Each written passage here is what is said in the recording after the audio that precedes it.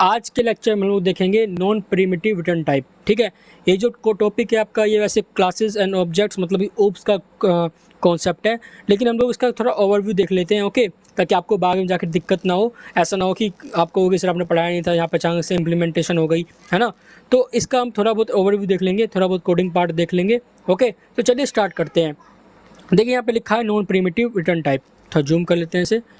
यहाँ लिखा है non primitive return type and return statement.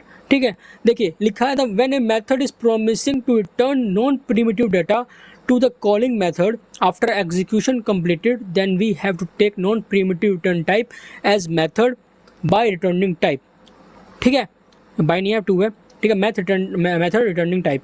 ठीक है, अब इसका मतलब क्या है, देखिए हमें पता है नॉन प्रिमिटिव डाटा टाइप क्या होते हैं। ठीक है, कौन कौन से होते हैं, स्ट्रिंग हो गया, एरेज हो गए, है ना, फिर आपके कोई भी क्लासेस का नाम हो गया। ठीक है, तो अगर हम चाहते हैं कि हमारा जो मेथड है वो रिटर्न करे एक नॉन प्रिमिटिव वैल्यू, ठीक है, तो वहाँ पे हम लोग नॉन प्रिमिटिव डाटा टाइप का यूज़ करेंगे।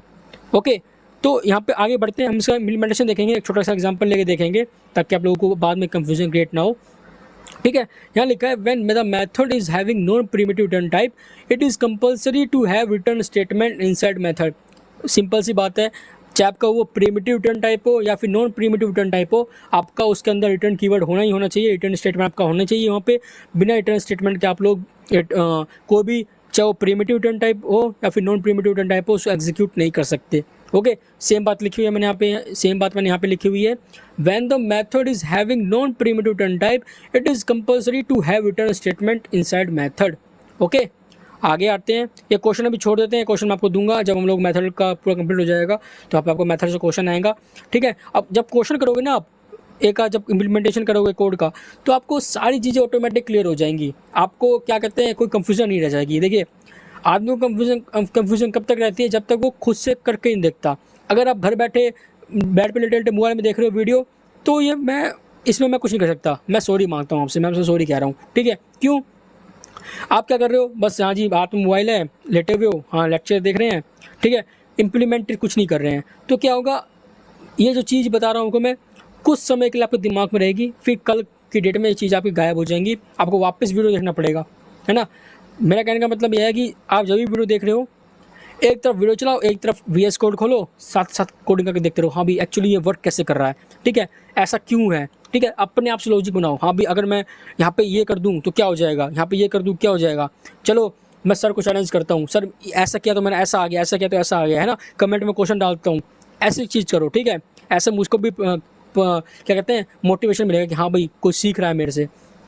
ठीक है, वही अगर आप बेड पे लेटे लेटे आप देख रहे हो मोबाइल में, हाँ जी अरे ऐसे ऐसे होता है, ठीक है, तब तो भैया जी सॉरी, तो फिर मैं कुछ उस सिचुएशन में मैं कुछ नहीं कर सकता, है ना। चलिए आगे बढ़ते हैं, आगे लिखा है इसमें and the returning statement must carry the respective और corresponding value.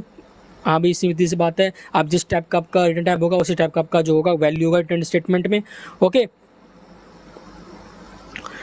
the time of taking non-primitive return type, we are using non-primitive return type such as string or any class name either predefined or user defined। ठीक है, predefined क्या हो गया आपका, predefined में आपके strings हो गए, ये प्रीडिफाइंड है। यूजर डिफाइंड में क्या हो गया आपका क्लास नेम हो गया, है ना। देखिए अब चलिए इसका इम्प्लीमेंटेशन देखते हैं एक बार, है ना, बहुत मैंने बकवास कर लिया यहाँ पे थ्योरी में, डाटा में इसका देखते हैं इम्प्लीमेंटेशन।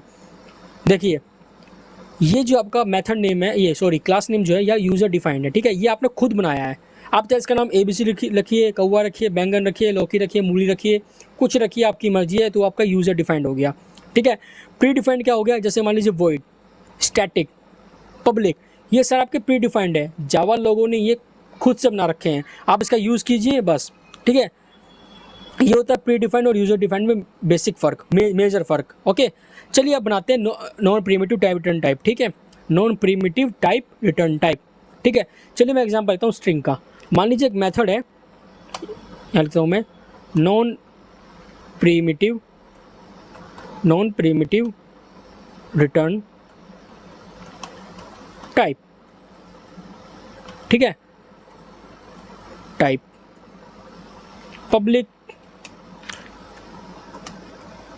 पब्लिक स्टैटिक वॉइड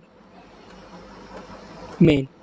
ठीक है, वॉइड नहीं है भाई, नॉन प्रिमिटिव चाहिए मैं, तो मैं मान लेता हूँ एग्जांपल के लिए, ठीक है, ले लेता हूँ यहाँ पे स्ट्रिंग, और मेथड का नाम आपका हो जाएगा, मान लीजिए मेथड का नाम हो जाएगा आपका एस। ओके, अब देखिए ये क्या कहते हैं, ये नॉन प्रिमिटिव है, ठीक है। हम लोगों ने यहाँ पे नॉन प्रिमिटिव रिटर्न टाइप का यूज़ किया है, तो कंपलसरी है इसके अंदर आपका रिटर्न स्टेटमेंट होगा, ठीक है। मान लीजिए मैं स्ट्रिंग वैल्यू रिटर्न कर देता हूँ, रिटर्न में डाल देता हूँ मैं शुभम। ओके, तो देखिए आपका ये हो गया कंप्लीट, ये आपका नॉन प्रिमिटिव रिटर्न टाइप हो गया। अगर मैं इसको मैं कॉल करूँगा, चलिए मैं इसको कॉल ही कर देता हूँ, ठीक है। अगर मैं इसको कॉल करता हूँ, मैं आपको पहले बताया था अगर आपका वॉइड टाइप का है तो उसको आप डायरेक्ट कॉल कर सकते हो, लेकिन अगर रिटर्न टाइप का है तो आपको उसको प्रिंटिंग स्टेटमेंट में लिखना ही लिखना पड़ेगा, ठीक है। एस नाम का था, लो जी कॉल हो गया। इसको करते हैं सेव, इसको करते हैं कंपाइल, एक बार करते हैं रन।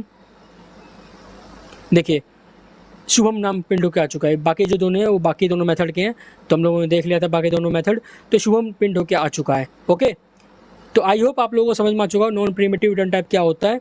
ओके, स्ट्रिंग हो गया, कोई भी क्लास का नाम हो गया, बाकी जो क्लास का नाम वगैरह हम लोग जब ऊप्स कॉन्सेप्ट पढ़ेंगे तो वहाँ पे आपका क्लियर होगा कॉन्सेप्ट, ठीक है। अभी मैं पढ़ा नहीं सकता, उसको पढ़ा दूंगा तो भाई आपको समझ में नहीं आया कुछ भी, ठीक है। तो आज के लेक्चर में बस इतना ही। अगर आपको वीडियो पसंद आई हो, आपको प्रिमिटिव, नॉन प्रिमिटिव और वर्ड अगर तीनों अच्छे समझ में आ चुका हो, तो वीडियो को लाइक कर दीजिए, कमेंट कर दीजिए, चैनल सब्सक्राइब कर दीजिए, शेयर भी कर दीजिए। मैं मिलता हूँ आपसे नेक्स्ट वीडियो में, नेक्स्ट लेक्चर के साथ, नेक्स्ट एनर्जी के साथ। तब तक के लिए बाय एंड टेक केयर।